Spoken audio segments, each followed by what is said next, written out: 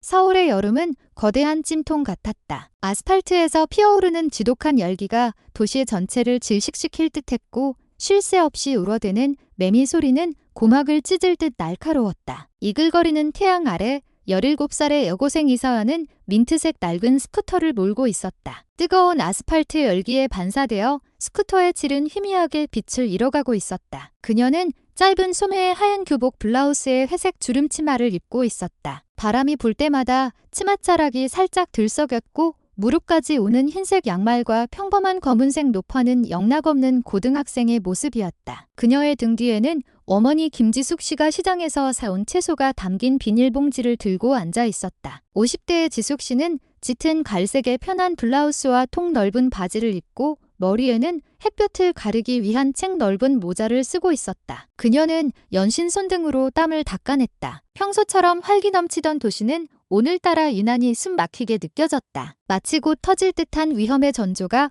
공기 중에 떠다니는 것만 같았다. 하지만 평범했어야 할 그들의 귀갓길은 순식간에 악몽으로 변했다. 그들이 영등포 로터리의 복잡한 교차로에 들어섰을 때였다. 꽉 막힌 도로, 사방에서 울려 퍼지는 경적 소리, 그리고 고층 빌딩 위에 걸린 거대한 광고판이 혼란스러운 분위기를 더하고 있었다. 그 아수라장 한가운데 경찰 제복을 입은 두 거구의 남자가 길을 막고 서 있었다. 황대호 경사와 조태식 경장이었다. 그들의 육중한 몸은 빽빽한 차량들 사이에서 유독 위협적으로 보였다. 날카로운 눈빛은 마치 도로 전체를 지배하려는 듯 사납게 번뜩였다. 단순히 덮기만 하던 분위기는 순식간에 살벌하게 변했다. 마치 세상이 이 두 사람을 비추기 위해 잠시 멈춘 것 같았다. 서한은 반사적으로 스쿠터의 속도를 줄였다. 심장이 빠르게 뛰기 시작했다. 서울 시내에서 경찰의 불시 검문은 흔한 일이라는 걸 알고 있었지만 두 남자가 자신을 쏘아보는 방식에는 뭔가 기묘한 악의가 서려 있었다. 뒤에 앉은 지숙 씨도 불안해지기 시작했다. 그녀는 딸의 어깨를 잡은 손에 힘을 주었다. 마침내 그들이 황대호와 조태식의 바로 앞에 멈춰 섰을 때 주변의 소음은 여전했지만 모녀에게는 세상이 갑자기 고요해진 듯한 착각이 들었다. 황대호가 한 걸음 앞으로 나섰다. 그의 거대한 몸이 태양빛을 가려 그림자를 드리웠다. 조태식은 그 옆에서 단단한 오른손으로 경찰봉을 쥔 채 서 있었다. 처음 그들의 목소리는 의례적으로 들렸다. 황대호는 무미건조한 어조로 운전면허증과 서류를 요구했다. 서한은 작은 가방에서 재빨리 면허증과 스쿠터 등록증을 꺼냈다. 모든 것이 완벽하다고 확신했기에 망설임 없이 건넸다. 하지만 두 사람의 눈빛은 변하지 않았다. 오히려 방금 사냥감을 발견한 맹수처럼 더욱 날카로워졌다. 조태식이 엷은 미소를 지었다. 황대호는 마치 신호를 보내듯 천천히 고개를 끄덕였다. 이글거리는 한낮의 태양 아래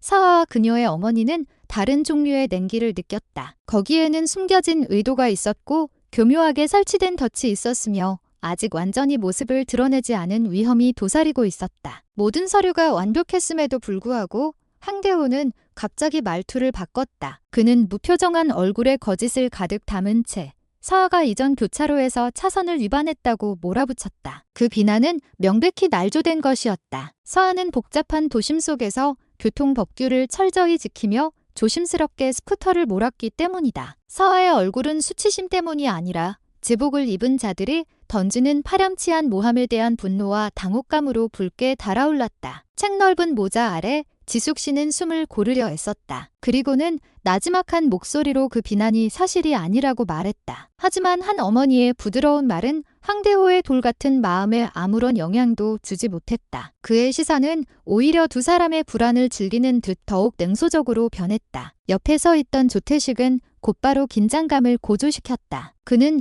도시의 도로를 울리는 우렁찬 목소리로 서아와 어머니에게 스쿠터에서 내리라고 소리쳤다. 그의 목소리는 뜨거운 대기를 가르며 주변을 지나던 다른 운전자들의 시선을 끌었다. 몇몇은 혼란스러운 표정으로 차량 속도를 늦췄고 또 다른 몇몇은 문제에 얽히기 싫다는 듯 서둘러 오토바이 속도를 높였다. 단순한 교통 단속처럼 보였던 상황은 순식간에 길거리 구경거리로 변했고 지켜보는 모든 이들의 눈에 불안감이 번져나갔다. 서아는 잠시 얼어붙었다. 심장이 미친 듯이 뛰었다. 바람에 흩날리는 하얀 블라우스와 회색 주름치마, 그리고 뜨거운 아스팔트를 딛고 선검은 로퍼가 유난히 무겁게 느껴졌다. 불공평하다는 생각이 머리를 강타했다. 하지만 동시에 더 큰 문제를 일으키지 않으려면 복종해야 한다는 본능도 꿈틀거렸다. 뒤에 있던 지숙 씨가 딸의 어깨를 가볍게 두드리며 일단은 그들의 지시에 따르라는 신호를 보냈다. 망설임으로 가득했지만 서아는 결국 길게 한숨을 내쉬며 떨리는 마음을 진정시키려 애썼다. 그녀는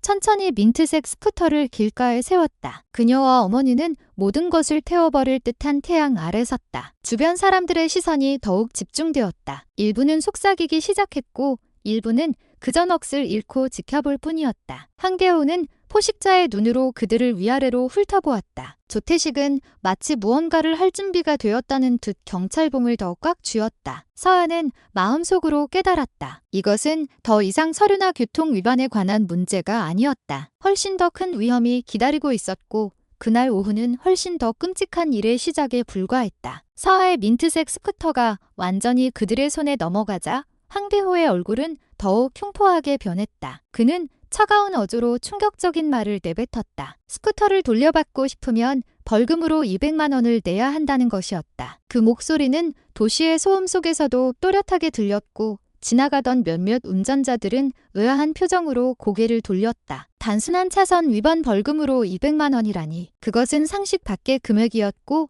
노골적인 조롱처럼 들렸다. 서아는 속이 메스꺼워지는 것을 느꼈다. 옆에 있던 지숙 씨는 방금 들은 말을 믿을 수 없다는 듯 뻣뻣하게 굳었다. 지숙 씨는 혼란 가득한 눈으로 딸을 바라보았다. 책 넓은 모자 아래 그녀의 얼굴은 더욱 창백해 보였다. 관자놀이에서는 땀이 비 오듯 흘렀다. 200만 원은 평범한 그들 가족에게 결코 작은 돈이 아니었다. 지숙 씨는 그 돈이 한 달 생활비에 버금가며 그마저도 종종 부족하다는 것을 잘 알고 있었다. 그녀는 제복 입은 두 남자의 마음에 일말의 자비심이라도 있기를 바라며 조심스럽게 목소리를 열어 자비를 구하려 했다. 하지만 황대호의 시선은 그들의 고통을 즐기는 듯 더욱 날카로워질 뿐이었다. 서아는 심장이 불규칙하게 뛰었지만 뜨거운 태양 아래 꿋꿋이 서 있었다. 짧은 소매의 하얀 블라우스, 회색 주름 치마, 무릎까지 오는 흰색 양말, 그리고 평범한 검은색 로퍼. 그녀는 길거리 범죄자가 아닌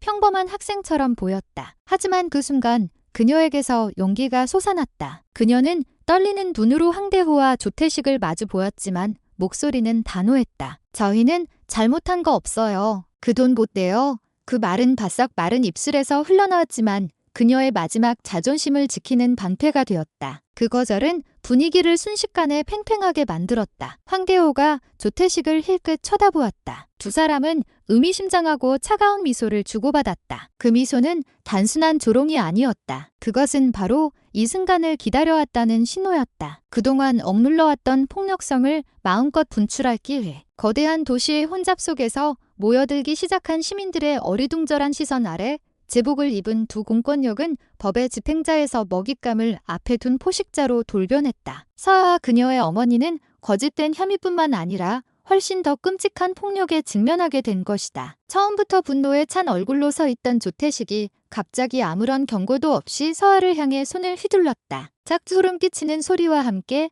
그의 육중한 손바닥이 17살 여고생의 뺨을 강타했다. 서아의 고개가 옆으로 심하게 돌아갔다. 입술이 즉시 터져버렸다. 선홍색 피가 턱을 타고 흘러내려 그녀가 입고 있던 하얀 블라우스를 더럽혔다. 그 따기 소리는 뜨거운 도시의 공기 중에 섬뜩하게 울려 퍼졌고 교차로 주변에 모여들기 시작한 시민들의 귀에 선명하게 박혔다. 뒤에 있던 지숙 씨가 히스테릭한 비명을 질렀다. 그녀의 몸은 사랑하는 딸이 범죄자처럼 취급받는 것을 보며 사시나무 털듯 떨었다. 딸은 그저 평범한 교복, 하얀 블라우스, 회색 주름치마, 긴 양말, 그리고 이제는 발에 더욱 무겁게 느껴지는 검은 신발을 신고 있을 뿐이었다. 분위기가 진정될 틈도 없이 근처에 서 있던 황대호가 서아의 민트색 스쿠터를 향해 발길질을 날렸다. 광! 스쿠터는 굉음과 함께 아스팔트 위로 쓰러지며 긴 긁힌 자국을 남겼다. 하지만 황대호는 거기서 멈추지 않았다. 그는 거대한 몸과 흉포한 얼굴로 스쿠터를 수없이 짓밟았다. 몇몇 부품이 부서져 나갔다. 헤드라이트가 깨지고 차체는 형체를 알아볼 수 없을 정도로 찌그러졌다. 서아에게 그것은 단순한 물건이 아니었다. 가족의 땀과 노력의 상징이었다. 눈앞에서 스쿠터가 박살나는 것을 보며 분노와 두려움이 하나로 뒤섞였다. 지켜보던 군중은 침묵에 빠졌다. 큰 길의 차량 엔진 소리는 마치 잔혹한 장면에 압도당한 듯 희미해지고 모두의 심장 박동 소리만이 그 자리를 대신하는 듯했다. 인도에 멈춰선 배달 오토바이 기사는 그저 침울한 얼굴로 바라볼 뿐이었고 노점상 상인들은 자신들이 목격한 장면에 즐겁하며 손으로 입을 가렸다. 평소 혼잡함으로 가득했던 거대 도시는 이제 제복을 입은 두 악당이 벌이는 폭력의 공개 무대가 되어 얼어붙었다. 그들은 마치 법이 자신들의 사유물인 양 약하다고 판단되는 누구든 억압하기 위해 마음대로 휘두르고 있었다. 서한은 여전히 얼얼하고 옥신거리는 뺨의 고통을 참아냈다. 입술에서 피가 계속 흘러내려 하얀 교복을 더욱 더럽혔다. 몸은 심하게 떨렸지만 그녀의 눈빛은 꺼지지 않았다. 그녀는 모든 것을 태워버릴 듯한 태양 아래 꿋꿋이 서 있으려 애썼다. 두려움이 가슴을 파고들기 시작했지만 그녀의 눈동자 뒤편에서는 작은 불꽃이 타오르고 있었다. 그것은 자신들을 보호해야 할 꽁권력에게 모욕당하고 배신당한 감정에서 태어난 불꽃이었다. 그녀는 자신이 평범한 학생일 뿐이라는 것을 알았다. 하지만 그 순간 서한은 더 이상 불의에 고개 숙이며 살아서는 안 된다는 것을 느끼기 시작했다. 그동안 딸이 고문당하는 것을 지켜볼 수밖에 없었던 지숙 씨는 마침내 더 이상 참을 수 없었다. 떨리는 몸과 창백한 얼굴로 그녀는 앞으로 나아갔다. 그녀는 황대호의 팔을 붙잡고 스쿠터를 부수고 서아를 다치게 하는 것을 멈춰달라고 갈라진 목소리로 애원했다. 땀으로 젖은 책넓은 모자 아래 그 중년 여성의 얼굴에는 모든 것을 걸고서라도 자식을 지키려는 어머니의 용기가 서려 있었다. 하지만 그 순수한 의도는 잔인함으로 되돌아왔다. 거대한 몸과 차가운 시선을 가진 황대호는 오히려 다리를 들어 지숙 씨의 복부를 강하게 걷어찼다. 연약한 몸이 단단한 아스팔트 위로 내동댕이 쳐졌고 쿵 하는 둔탁한 충격음은 주변 사람들을 소름 끼치게 만들었다. 거기서 그치지 않고 가슴을 쭉 편 채 서 있던 황대호는 다시 다리를 들어 쓰러져 있는 지숙 씨의 몸을 짓밟았다. 그녀가 신고 있던 평범한 샌들이 벗겨져 뜨거운 아스팔트 위로 맨발이 드러났다. 그녀의 입에서 고통스러운 신음이 터져나왔다. 하지만 감히 앞으로 나서서 도와주는 시민은 아무도 없었다. 모두는 존중받아야 할 한 어머니가 대중 앞에서 쓰레기처럼 취급당하는 것을 지켜볼 수밖에 없었다. 그 장면은 법이 비도덕적인 자들의 손에서 어떻게 억압의 도구로 변질되었는지를 보여주는 생생한 증거였다. 같은 시각 조태식은 앞서 서아에게 날린 따기 한 대로 성이 차지 않았던 모양이다. 분노와 경멸적인 웃음이 뒤섞인 얼굴로 그는 꽉 쥐고 있던 경찰봉을 서아의 등을 향해 휘둘렀다. 남은 힘으로 겨우 서 있던 여고생의 몸은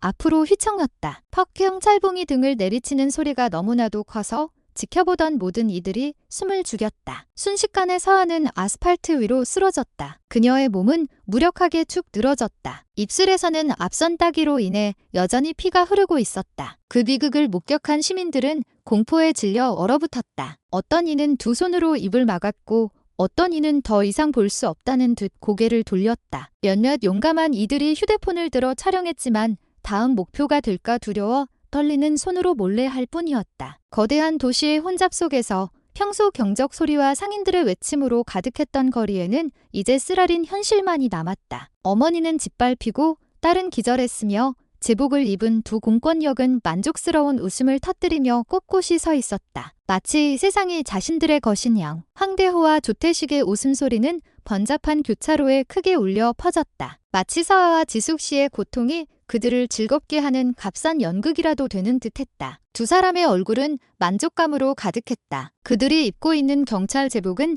법의 처벌을 두려워하지 않고 범죄를 저지를 수 있는 방패가 되어 주었다. 거대 도시의 이글거리는 태양 아래 서아의 입술에서 떨어진 핏방울과 아스팔트 위에 쓰러진 지숙 씨의 몸은 두 악당의 웃음소리와 극명한 대조를 이루었다. 그들에게 여성과 학생에 대한 폭력은 수치가 아니라 자신들의 권력을 과시하는 구경거리일 뿐이었다. 점점 더 많은 시민들이 모여들었지만 그들은 그저 서로를 쳐다볼 뿐이었다. 그들 사이에서는 분노와 두려움이 뒤섞인 나지막한 속삭임이 들려왔다. 아무도 감히 나서지 못했다. 그들이 누구를 상대하고 있는지 모두 알고 있었기 때문이다. 그 제복, 그 계급, 그리고 그 권력은 두 거구의 남자를 무적으로 느끼게 만드는 견고한 성벽이었다. 그들은 법 위에 군림했고 법은 그 뜨거운 도시의 거리에서 죽어버린 듯했다. 평범한 시민들은 마음속에서 분노가 들끓었지만 그저 고개를 숙이고 참을 수밖에 없었다. 몇몇 사람들은 마침내 떨리는 손으로 휴대폰을 꺼냈다. 그들은 벌어지고 있는 일을 녹화하려 했다. 휴대폰 카메라는 피로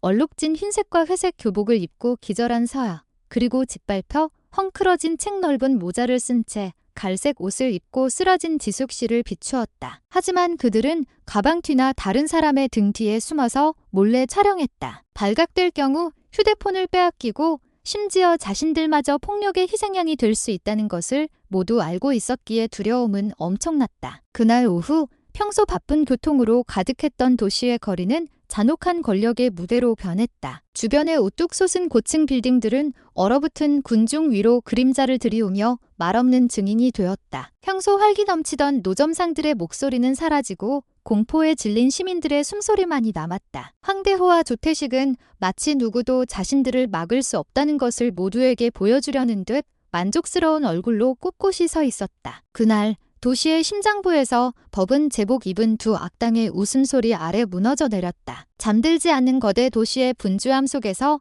서아의 아버지이자 지숙 씨의 남편인 박강철은 소박한 반지와 월세방에 평상에 앉아 있었다. 그는 평범한 검은색 티셔츠에 무릎까지 오는 낡은 파란색 청바지를 입고 하루 종일 건설 현장에서 막노동을 한 뒤 물을 마시고 있었다. 그때 이웃집 남자가 허둥지둥 달려왔다. 그의 얼굴은 공포에 질려 있었고 숨을 헐떡였다. 그는 더듬거리는 말로 끔찍한 소식을 전했다. 서아 지숙 씨가 길거리에서 두 명의 경찰에게 폭행을 당했다는 것이었다. 그 소식을 듣자마자 강철의 얼굴은 순식간에 굳어졌다. 그의 눈은 커졌고 숨이 가빠졌다. 그는 더 이상 묻지 않고 벌떡 일어섰다. 힘든 노동으로 다져진 그의 단단한 몸이 분노로 떨리기 시작했다. 더 이상 주변 도시의 소음은 중요하지 않았다. 자동차 경적 소리, 상인들의 외침, 도로의 혼잡함 모두 희미하게 들렸다. 그의 머릿속에는 오직 아내와 딸을 찾아야 한다는 생각뿐이었다. 그는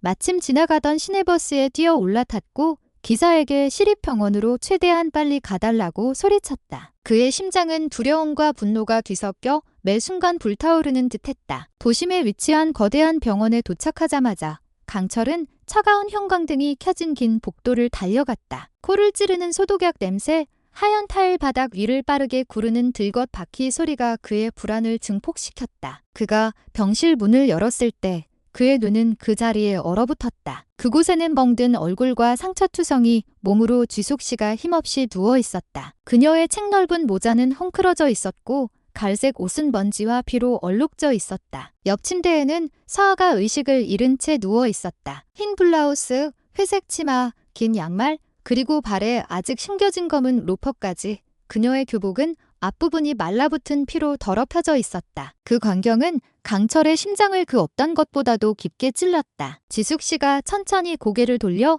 눈물이 그렁그렁한 눈으로 남편을 바라보았다. 그녀는 버둥거리는 목소리로 자신과 서아에게 일어난 모든 일을 이야기했다. 처음 길을 막혔을 때부터 위반 혐의를 뒤집었었을 때, 그리고 무자비하게 구타당했을 때까지. 그녀의 말은 울음 때문에 끊겼고 때로는 몸의 고통 때문에 중단되었다. 강철은 턱을 굳게 다물고 주먹을 쥔 채 모든 세부 사항을 들었다. 그의 얼굴은 분노를 참느라 시뻘겋게 달아올랐다. 그는 자신의 자존심, 가족, 그리고 평범한 시민의 존엄성이 짓밟혔다고 느꼈다. 바로 그 순간 강철의 마음속에서 하나의 결심이 굳어졌다. 그는 침묵하지 않을 것이다. 그의 피가 끓어올랐고 그는 반드시 책임을 묻겠다고 맹세했다. 지숙 씨의 입을 통해 아내와 딸이 겪은 고통을 직접 전해 듣자 강철의 분노는 걷잡을 수 없이 폭발했다. 그의 몸은 두려움 때문이 아니라 가슴 속에서 불타오르는 복수심 때문에 격렬하게 떨렸다. 그는 여전히 의식 없이 누워있는 서아를 바라보았다. 피로 얼룩진 교복, 창백한 얼굴은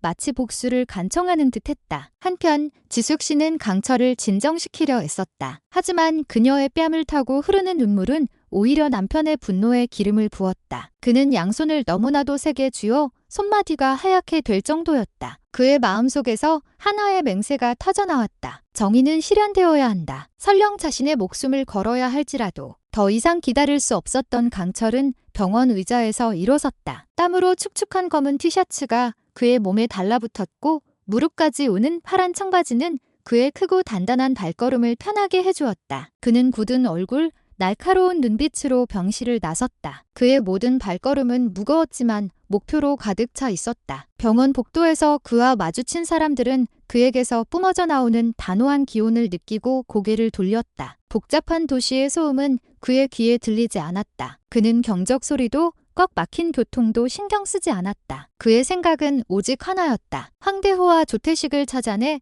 그들의 눈을 똑바로 쳐다보고 그들이 저지른 짓에 대한 책임을 묻는 것. 도시의 거리에 이르자 강철은 빠르게 걸었다. 한낮의 뜨거운 열기가 피부에 달라붙었지만 그는 아랑곳하지 않았다. 관자놀이에서 땀이 비오듯 틀러내려 도로의 먼지와 뒤섞였다. 인도 위에서 사람들은 분노에 찬 얼굴을 한 그 중년 남성을 쳐다보았지만 아무도 감히 말을 걸지 못했다. 강철의 발걸음은 점점 더 무거워졌지만 가슴속의 불길은 오히려 더욱 거세졌다. 그가 마주할 일이 결코 작은 문제가 아니라는 것을 알고 있었다. 그 두 악당은 제복을 입고 있었다. 그들은 권력을 가지고 있었다. 하지만 강철은 두렵지 않았다. 그는 더 이상 평범한 아버지가 아니었다. 그는 짓밟힌 존엄성의 대변자였다. 마침내 도시 한복판에 위풍당당하게 서 있는 거대한 영등포 경찰서 건물이 멀리서 보이기 시작했다. 짙은 갈색 페인트가 칠해진 그 건물은 높은 철제 울타리와 마당에 꼿꼿이 서 있는 국기 계양대와 함께 우뚝 솟아 있었다. 많은 사람들에게 그 건물은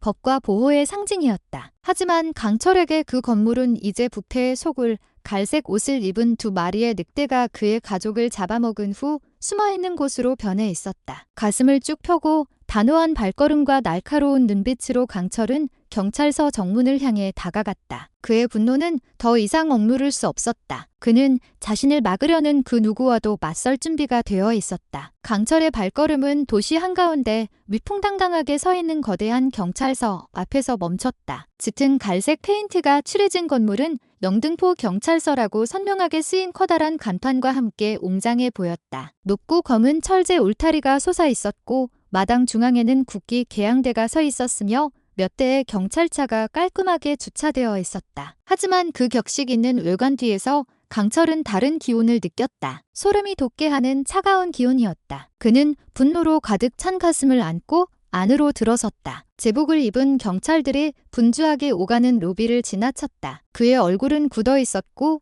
시선은 아까부터 그의 생각을 지배하고 있는 두 인물 황대호와 조태식을 찾고 있었다. 하지만 두 악당의 자리가 비어있는 것을 발견했을 때 강철은 얼마나 놀랐던가. 마치 의도적으로 사라진 것처럼 그들의 존재 흔적은 어디에도 없었다. 분노와 의심이 뒤섞인 감정이 그의 가슴을 더욱 압박했다. 그는 다른 몇몇 경찰들에게 물었지만 돌아오는 대답은 모호할 뿐이었다. 마치 모든 사람이 무언가를 숨기려 애쓰는 것 같았다. 강철의 분노는 더욱 거세졌다. 그는 민원실 한가운데 서 있었다. 숨이 가빴고 그의 눈은 언제라도 터질 듯한 불길을 내뿜고 있었다. 정의의 장소여야 할 경찰서는 오히려 거짓으로 가득 찬 미로처럼 느껴졌다. 그의 감정이 폭발하기 직전 육중한 발걸음 소리가 다가왔다. 계급이 높은 뚱뚱한 체격의 남자가 차분한 얼굴과 엷은 미소를 띠고 나타났다. 바로 경찰서장 최상현이었다. 그의 몸은 가슴에 빛나는 계급장이 달린 완벽한 제복으로 감싸여 있었다. 그의 머리카락 옆은 희끗희끗했지만 날카로운 눈빛은 속을 알 수 없는 무언가를 감추고 있었다. 그는 여유로운 몸짓으로 강철에게 다가가 평탄한 목소리로 물었다. 무슨 일이십니까? 그의 어조는 친절하게 들렸지만 그 말 뒤에는 차가운 기운이 숨어 있었다. 강철은 상처 가득한 눈빛으로 그를 쳐다보았다. 떨리는 목소리로 그는 자신의 아내와 딸에게 일어난 모든 일을 이야기했다. 서아가 피를 흘릴 때까지 뺨을 맞은 일, 지숙 씨가 발로 채어 쓰러진 일, 그들의 스쿠터가 무자비하게 파괴된 일까지. 그의 입에서 나오는 단어 하나하나에는 울음을 참는 동시에 분노를 억제하는 고통이 담겨 있었다. 강철의 목소리는 떨렸지만 그 내용은 단호하고 진실로 가득했다. 최 사장은 무표정한 얼굴로 들으며 가끔씩 천천히 고개를 끄덕일 뿐이었고 이는 분위기를 더욱 수수께끼처럼 만들었다. 그 평온함 뒤에서 강철은 무언가 숨겨져 있다는 것을 느꼈다. 황대호와 조태식이라는 두 폭력배의 존재보다 훨씬 더 큰 무언가가. 최 사장은 강철의 이야기를 마치 머릿속의 모든 세부사항을 기록이라도 하듯 진지한 얼굴로 들었다. 그는 가끔씩 작게 고개를 끄덕였고 이는 강철로 하여금 잠시나마 저 고위 경찰관의 모습 뒤에 동정심이 있을지도 모른다고 느끼게 했다. 강철의 말이 끝나자 최 사장은 길게 한숨을 내쉬고는 무거운 어조로 경찰 측에서 서아와 지숙 씨의 치료에 필요한 모든 병원비를 부담하겠다고 말했다. 그 말은 표면적으로는 위로가 되었고 마치 한 줄기 정의의 빛이 비치는 것 같았다. 하지만 강철에게는 지나치게 평탄한 목소리와 너무나도 차분한 얼굴 표정이 오히려 뭔가 이상하다는 느낌을 주었다. 그 약속은 사막의 오아시스 같았지만 강철은 눈에 보이는 모든 신선한 것이 실제로 갈증을 해소해주지는 않는다는 것을 잘 알고 있었다. 그는 최 사장의 눈을 깊이 들여다보며 그의 속을 읽으려 애썼다. 경찰서장의 얼굴에 여전히 새겨진 엷은 미소 뒤에서 강철은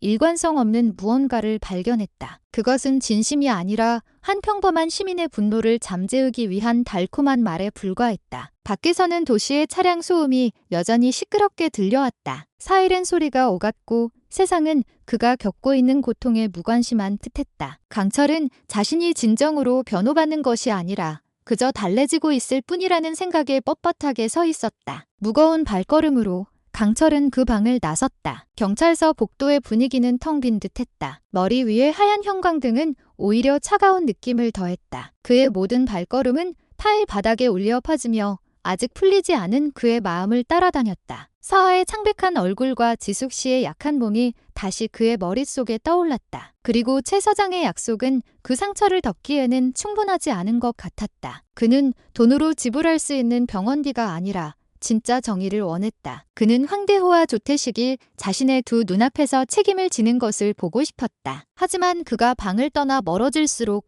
그의 마음속에서 의심은 더욱 커져만 갔다. 무언가 잘못되었다. 최 서장의 평온한 얼굴 뒤에 의도적으로 숨겨진 무언가가 있었다. 방금 들은 약속은 영혼 없는 말, 거대 도시의 뜨거운 공기 속에 떠다니는 공허한 약속에 불과했다. 강철은 아버지로서 그리고 평범한 남자로서의 본능으로 자신이 길거리 폭행 사건보다 훨씬 더 큰 게임에 직면해 있다는 것을 느꼈다. 그리고 그는 마음속으로 다음 폭풍이 이미 기다리고 있다는 것을 알았다. 사장실을 나선 지 불과 몇 걸음 되지 않아 강철은 등 뒤에서 강한 충격을 느꼈다. 발길질은 너무나도 강력해서 그의 단단한 몸이 앞으로 튕겨나가 차가운 경찰서 복도 바닥에 부딪혔다. 그의 몸이 타일과 부딪히는 둔탁한 소리에 주변에 있던 몇몇 사람들이 깜짝 놀라 뛰어올랐다. 뒤쪽에서 거대한 황대호가 분노와 조롱 섞인 웃음이 가득한 얼굴로 나타났다. 그의 눈은 붉게 충혈되어 있었고 감히 자신에게 도전한 평범한 남자를 짓밟을 수 있다는 사실에 만족하는 듯했다. 강철이 일어나려 애썼지만 숨을 고르기도 전에 조태식이 곧바로 그의 몸을 낚아챘다. 그는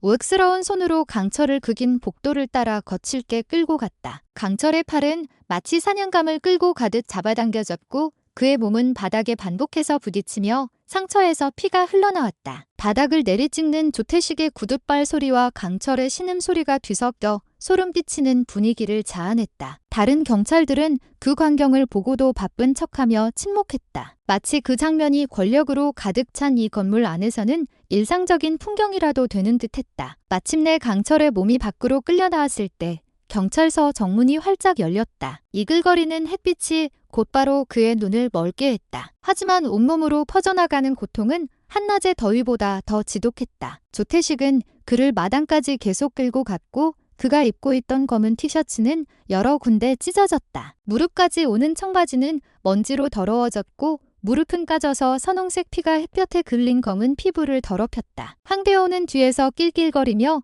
그들이 저지르는 모든 모욕의 순간을 즐겼다. 아까부터 경찰서 앞에 모여있던 시민들은 그 광경을 보고 충격에 빠졌다. 몇몇은 비명을 질렀고 일부는 믿을 수 없다는 듯 입을 막았다. 다른 이들은 그저 창백한 얼굴로 쳐다볼 뿐이었다. 정의를 찾아왔던 한 아버지가 이제 대중 앞에서 짐승처럼 취급받고 있었다. 하지만 모든 사람이 지켜보고 있음에도 아무도 감히 나서서 저항하지 못했다. 황대호와 조태식의 몸에 걸쳐진 제복은 두려운 거대한 벽이 되어 도와주려는 모든 의지를 즉시 꺼뜨렸다. 그날 거대 도시의 심장부에서 잔혹한 권력은 다시 한번 그 이빨을 드러냈다. 도시 한가운데 위치한 거대한 경찰서 마당은 순식간에 모든 것을 태워버릴 듯한 태양 아래 고문의 장으로 변했다. 강철은 이미 몸을 가눌 수 없었음에도 억지로 일으켜 세워졌다. 흉포한 얼굴을 한 조태식은 긴 경찰봉을 들어 올려 강철의 등과 어깨를 무자비하게 내리쳤다. 퍽 가무 몽둥이가 몸을 때리는 둔탁한 소리가 크게 울려 퍼졌고 지켜보던 모든 이들이 숨을 죽였다. 경찰봉이 떨어질 때마다 강철의 몸은 심하게 흔들렸지만 그는 비명을 지르지 않았다. 그는 그저 온몸으로 퍼져나가는 고통을 참으며 신음할 뿐이었다. 황대호도 지지 않으려 했다. 그는 거대한 봉으로 강철의 복부와 가슴을 향해 연달아 발길질을 날렸다. 발에 채일 때마다 강철의 숨이 끊겼다. 그의 입에서 피가 튀었다. 몸에 달라붙어 있던 검은 티셔츠는 여러 군데 찢어졌다. 그가 입고 있던 파란색 무릎 청바지는 먼지와 핏자국으로 더러워졌다. 평소에는 강인해 보였던 그의 단단한 몸은 이제 만신창이가 되었다. 얼굴은 붓고 피투성이었다. 하지만 짐승처럼 취급당했음에도 강철의 눈에는 여전히 불꽃이 서려 있었다. 그토록 큰 고통으로도 꺼뜨릴 수 없는 불꽃이었다. 경찰서 울타리 밖에 모여든 시민들은 그저 창백한 얼굴로 지켜볼 뿐이었다. 어떤 이는 나지막이 속삭였고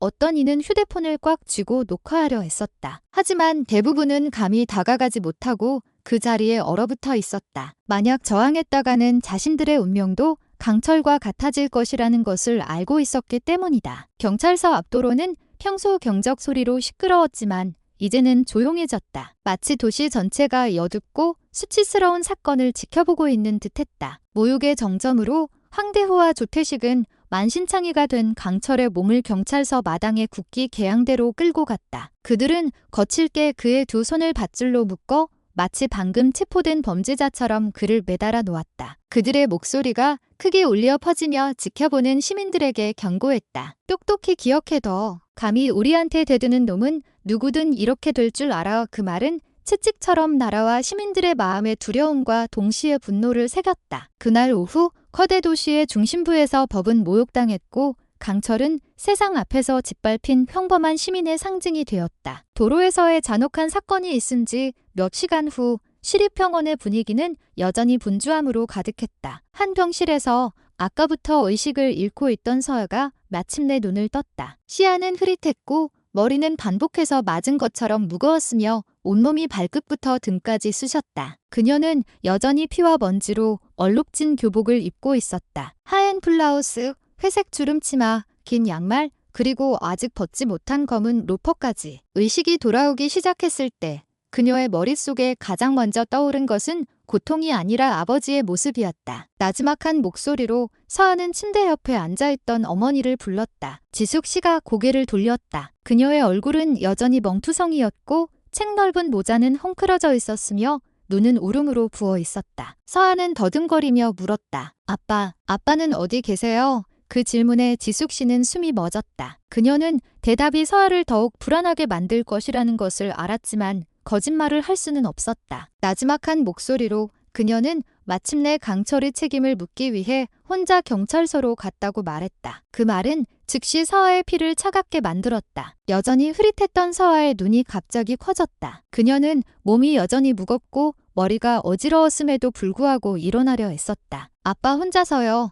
그녀는 반쯤 믿을 수 없다는 듯 중얼거렸다. 지숙 씨는 딸이 계속 쉬도록 말리려 했지만 서아는 어머니의 손을 억지로 뿌리쳤다. 몸은 약했지만 그녀는 새로운 힘이 솟아나는 것을 느꼈다. 아버지를 잃을까 두려워하는 자식의 힘이었다. 서아는 황대호와 조태식이 자신과 어머니를 그렇게 잔인하게 대했다면 아버지는 분명 큰 위험에 처해 있을 것이라고 깨달았다. 생각할 겨를도 없이 서아는 침대에서 내려왔다. 다리가 잠시 휘청였지만 그녀는 억지로 몸을 바로 세웠다. 얼굴은 여전히 창백했고 입술은 아직 상처투성이었지만 그녀의 눈빛은 이제 달랐다. 그 안에 불꽃이 타오르고 있었다. 그녀는 옆 탁자에 있던 작은 가방을 집어들고 절뚝거리며 병실을 나섰다. 지숙 씨는 걱정스러운 눈으로 딸의 이름을 부르며 쳐다볼 수밖에 없었지만 서아는 아랑곳하지 않았다. 몸이 여전히 상처투성이었음에도 그녀는 아버지를 뒤따라가기로 결심했다. 이 잔인한 거대 도시는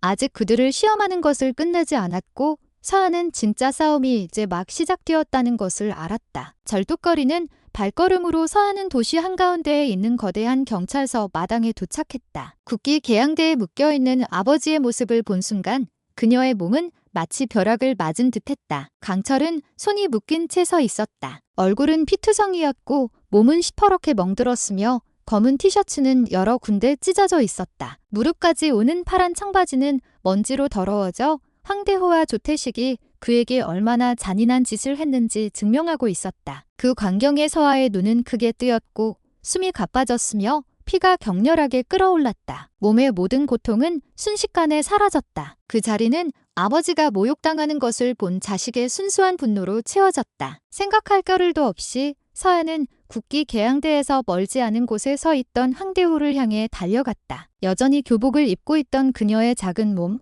하얀 블라우스, 회색 주름치마, 흰색 긴 양말, 그리고 평범한 검은 로퍼를 신은 그녀의 몸이 힘껏 빠르게 움직였다. 순식간에 그녀의 주먹이 황대호의 큰 얼굴을 강타했다. 터키 타격 소리는 크고 선명했고 황대호의 머리가 옆으로 돌아갔다. 지켜보던 시민들은 깜짝 놀랐다. 일부는 믿을 수 없다는 듯 입을 막았고 다른 이들은 자기도 모르게 응원의 함성을 질렀다. 처음으로 작은 용기가 그동안 그들을 짓눌렀던 두려움의 벽을 뚫는 데 성공했다. 동료가 공격당하는 것을 본 조태식은 즉시 움직이려 했다. 시뻘겋게 달아오른 얼굴로 그는 반격하기 위해 경찰봉을 들어 올렸다. 하지만 서아가 더 빨랐다. 강한 기세로 그녀는 조태식의 머리를 향해 다리를 휘둘렀다. 발차기는 정확했고 조태식의 머리를 강타해 경찰서 외벽에 부딪히게 만들었다. 황의 침묵을 깨는 충격음에 시민들은 열광적으로 소리쳤다. 조태식은 휘청거리다 머리를 벽에 부딪혔고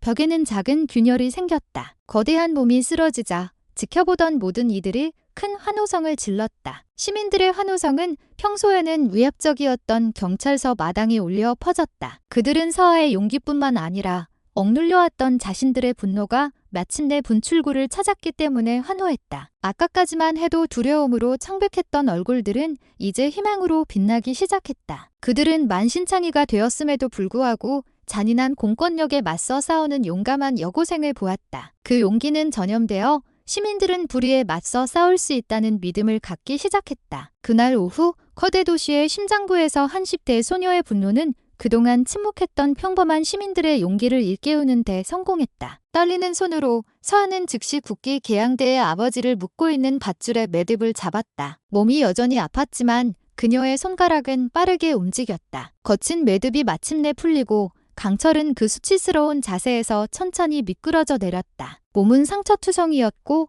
얼굴은 멍들었으며 검은 티셔츠는 찢어졌고 무릎까지 오는 파란 청바지는 피와 먼지로 가득했다. 거의 서 있을 수 없었음에도 강철은 남은 힘을 다해 몸을 바로 세웠다. 숨은 가빴지만 그의 눈빛은 변해 있었다. 마치 방금 바람을 맞은 불씨처럼 날카롭게 타오르고 있었다. 그의 앞에는 방금 서아에게 맞은 황대호가 여전히 힘없이 쓰러져 있었다. 생각할 겨를도 없이 강철은 단호하게 걸어가 황대호의 거대한 몸을 두 손으로 들어 올렸다. 지켜보던 시민들은 숨을 죽였다. 만신창이가 된 남자가 여전히 그런 힘을 가지고 있을 거라고는 아무도 예상하지 못했다. 분노로 가득 찬 한 번의 내동댕이 침으로 강철은 황대호를 땅에 세게 매다 꽂았다. 거대한 몸이 경찰서 마당에 부딪히는 소리가 울려 퍼졌고 모든 이들이 잠시 침묵했다. 황대호는 고통스럽게 신음했다. 그의 얼굴에서는 아까 그가 과시했던 오만함이 사라져 있었다. 강철은 마당 한가운데 꿋꿋이 섰다. 가슴이 분노로 오르내렸다. 그는 우렁찬 목소리로 소리쳤다. 그의 목소리는 경찰서 담을 넘어 밖에 모여든 시민들에게까지 들렸다. 우리는 범죄자가 아니다. 피해자다. 아무리 힘없는 시민이라도 썩어빠진 권력은 뒤엎을 수 있다. 그 말은 뜨거운 도시의 공기를 갈랐고 지켜보던 모든 이들의 심장을 꿰뚫었다. 그 외침은 단순히 한 아버지의 분노 표출이 아니었다. 그것은 억압적인 시스템에 대한 한 평범한 시민의 저항 선언이었다. 분위기는 급격하게 변했다. 아까까지만 해도 두려움 속에서 지켜보기만 했던 시민들은 이제 지지의 함성을 질렀다. 군중 사이에서 응원의 외침이 터져나왔다. 일부는 허공의 주먹을 흔들었고 일부는 경찰서 울타리로 다가서기 시작했다. 그 환호성은 이전의 공포스러운 침묵을 깨뜨리는 파도처럼 울려 퍼졌다. 그날 오후 거대 도시의 심장부에서 만신창이가 된 강철은 부활의 상징으로 섰다. 그는 더 이상 단순히 정의를 찾는 아버지가 아니었다. 그는 그동안 침묵당했던 평범한 시민들의 목소리였다. 경찰서 마당을 가득 채운 시민들의 환호성은 갑자기 멈췄다. 군중 속에서 누군가의 격앙된 목소리가 공기를 갈랐기 때문이다. 한 시민이 황대호와 조태식은 단순히 우연히 폭력을 저지른 두 명의 악당이 아니라고 소리쳤다. 그들은 오랫동안 도시의 거리를 통제해온 어두운 조직의 일부라는 것이었다. 그 말은 순식간에 분위기를 바꾸었다. 개인적인 폭력 사건으로만 여겨졌던 것이 이제 훨씬 더 큰 게임의 일부처럼 보이기 시작했다. 다른 시민들도 서로 앞다투어 비슷한 갈치의 피해자가 된 적이 있다고 외치기 시작했다. 단지 그동안은 두려워서 침묵했을 뿐이었다. 입에서 입으로 퍼져나간 소문은 걷잡을 수 없이 커졌다. 그 조직에는 황대호와 조태식뿐만 아니라 책상 뒤에 편안히 앉아있는 고위 관리들도 연루되어 있다는 말이 나왔다. 심지어 이 거대 도시의 다른 경찰들 중 일부도 이 더러운 고리에 참여하고 있다는 말까지 나왔다. 그들은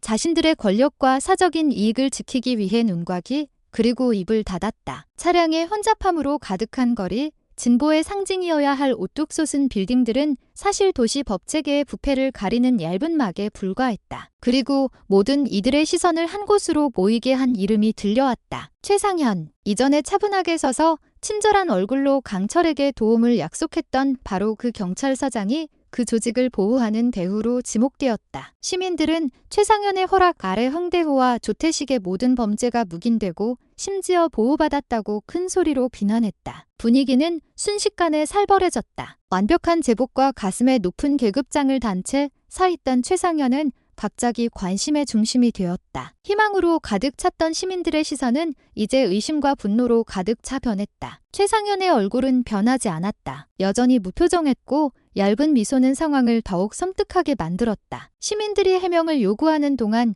강철은 경찰서장을 똑바로 쳐다보았다. 그들이 마주한 상대가 상상했던 것보다 훨씬 더 거대하다는 것을 깨달았다. 황대호와 조태식은 체스판 위에 졸에 불과했고 그 배우는 기만적인 위엄을 갖춘 채 그들 앞에 서 있었다. 그날 오후 거대 도시의 심장부에서 어두운 음모가 수면 위로 드러나기 시작했다. 그들의 싸움은 더 이상 두 명의 폭력배에 대한 것이 아니라 뿌리까지 썩어버린 시스템에 대한 싸움이라는 것을 명확히 했다. 최상현은 마치 경찰서 마당에서 방금 벌어진 소란에 전혀 영향을 받지 않은 듯 차분한 발걸음으로 자신의 사무실에서 걸어 나왔다. 한낮의 햇빛이 그의 제복 가슴에 달린 금빛 티장에 반사되어 그를 감싸고 있는 거짓된 위험을 더했다. 그의 얼굴은 여전히 평온했지만 입가에는 차가운 미소가 번지기 시작했다. 그는 가득한 오만함으로 천천히 박수를 쳤다. 그의 박수 소리는 갑자기 침묵에 빠진 군중 속에서 울려 퍼졌다. 훌륭하군, 아주 훌륭해. 그가 평탄하게 말했다. 마치 방금 전의 모든 잔혹한 사건이 계획대로 진행된 한 편의 연극이라도 되는 듯했다. 땅바닥에서 만신창이가 된 황대호와 조태식은 그 와중에도 웃고 있었다. 그들의 웃음소리는 쉬었지만 날카로웠고 시민들을 소름 끼치게 하는 기묘한 만족감으로 가득했다. 그들의 얼굴과 몸에 난 상처는 더 이상 중요하지 않은 것 같았다. 그들은 마크에서 더 큰 무언가가 진행되고 있다는 것을 알고 있었기 때문이다. 그 웃음소리에 서하는 이를 갈았고 강철은 주먹을 더 세게 쥐었다. 그들은 자신들이 마주한 적이 단지 두 명의 폭력배가 아니라 훨씬 더 교활하고 다층적인 권력이라는 것을 깨달았다. 긴장감은 최고조에 달했다. 경찰서 뒤편에서 육중한 발걸음 소리가 들려왔다. 몇 초 후 완전 무장한 수십 명의 경찰 특공대가 방탄조끼와 강철 헬멧을 착용하고 장총을 군중을 향해 똑바로 겨눈 채 깔끔하게 줄을 서서 나왔다. 그들은 마당을 포위하여 모든 출구를 막았다. 그 광경은 희망으로 가득 찼던 평범한 시민들의 저항을 숨막히는 악몽으로 순식간에 바꾸어 놓았다. 아까 환호하던 시민들은 이제 침묵했다. 두려움이 다시 스며들기 시작했다. 그 포위망 한가운데 서아와 강철은 꼿꼿이 서 있었다. 비록 그들의 몸은 상처투성이었지만 그들의 눈은 두려워하지 않았다. 피로 얼룩진 흰색과 회색 교복을 입은 서야는 총구의 행렬을 똑바로 쳐다보았다. 찢어진 검은 티셔츠와 무릎까지 오는 파란 청바지를 입은 강철은 딸의 옆에 섰다. 분위기는 팽팽해졌고 공기는 무거웠으며 모든 이들이 숨을 죽였다. 하지만 누구도 움직이기 전에 장면은 거기서 멈췄다. 그들이 마주한 것이 단지 두 명의 악당이 아니라 훨씬 더 거대하고 오랫동안 뿌리내린 어두운 시스템이라는 것을 암시하는 긴장감 넘치는 결말이었다. 그것은 힘없는 시민과 부패한 권력 사이의 싸움의 시작을 알리는 순간이었다.